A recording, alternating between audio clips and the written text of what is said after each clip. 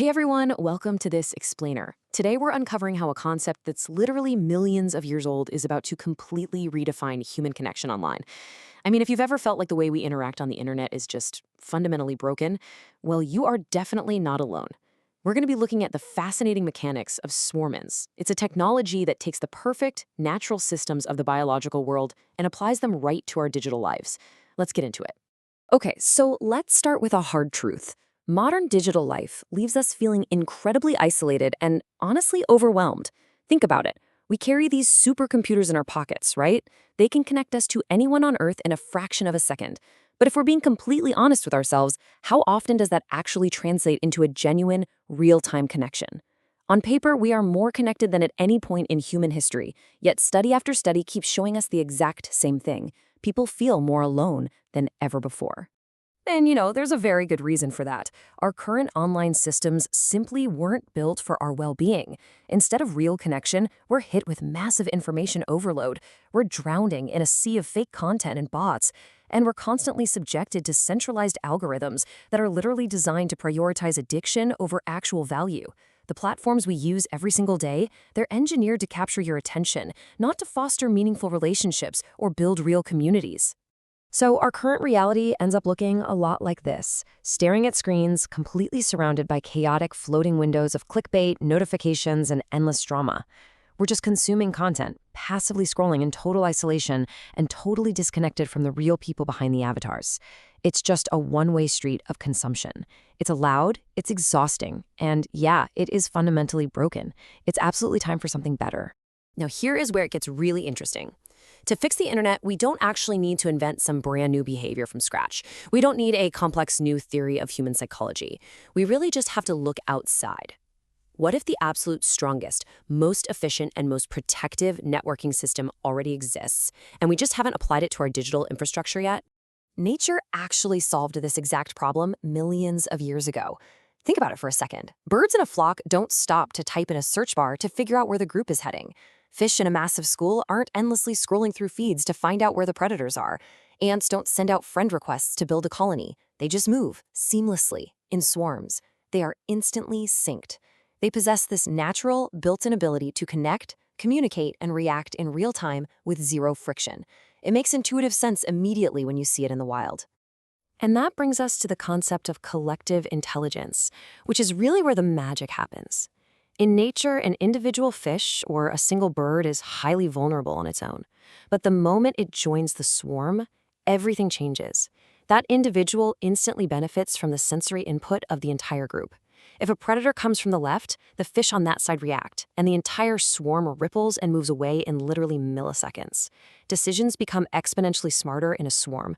Protection and orientation just emerge naturally, simply by being part of a unified, living group.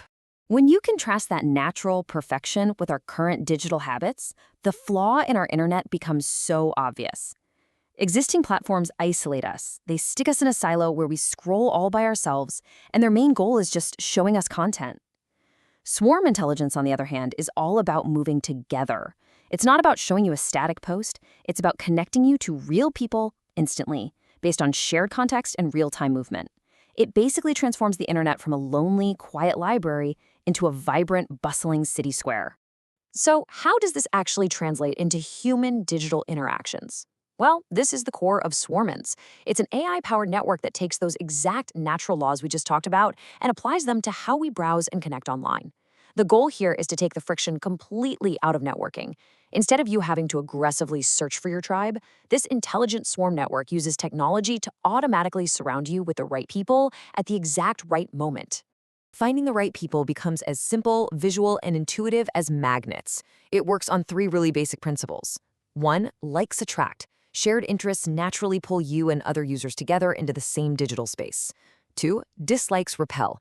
Unmatching content or toxic interactions actually push you away, creating this natural safety buffer. And 3. Groups form automatically.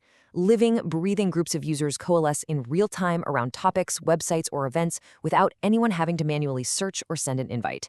It just happens, intuitively, exactly like a flock of birds turning together in the sky. By combining these million-year-old swarm mechanics with modern AI and the internet, we are looking at a fundamental transformation. It's an evolution from crawling alone through isolated feeds into becoming part of a connected, dynamic network. It taps into nature's perfected intelligence so that we can actually live together, share experiences safely, and unlock entirely new worlds of human potential.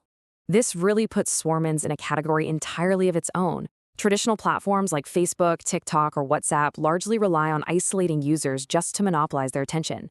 Swarmins instead creates a collaborative workspace. We're talking automatic interest-based grouping, live group surfing, and crucially, built-in protection mechanisms within the swarm. It relies entirely on the strength of the live group to keep the environment safe and dynamic, which is something those legacy systems simply can't do. And the scale of what we're looking at here is massive. This isn't just about making a slightly better social feed. No, this opens up a $1 trillion opportunity to upgrade the internet for all 5 billion global users. By introducing a real-time, swarm-based internet layer, it shifts the entire focus of the web away from passive, delayed consumption and moves it right toward real-time, shared human presence. It means when you're on a website, you aren't there alone anymore. You are there with your swarm. What's really critical to understand here is that this is not merely a feature to be tacked onto an existing app. This is foundational infrastructure. Just like the swarm dictates how bees build a hive or how ants construct those complex tunnels, this intelligent layer is going to redefine how we do everything online.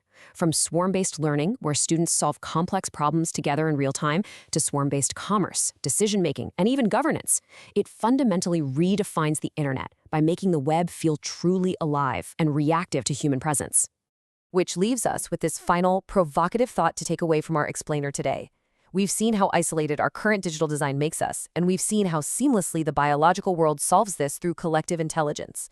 So, if nature has already proven over millions of years that we are inherently stronger, safer, and remarkably smarter when we move together as a unified group, why would we ever go back to scrolling alone? It might just be time to stop searching and start swarming.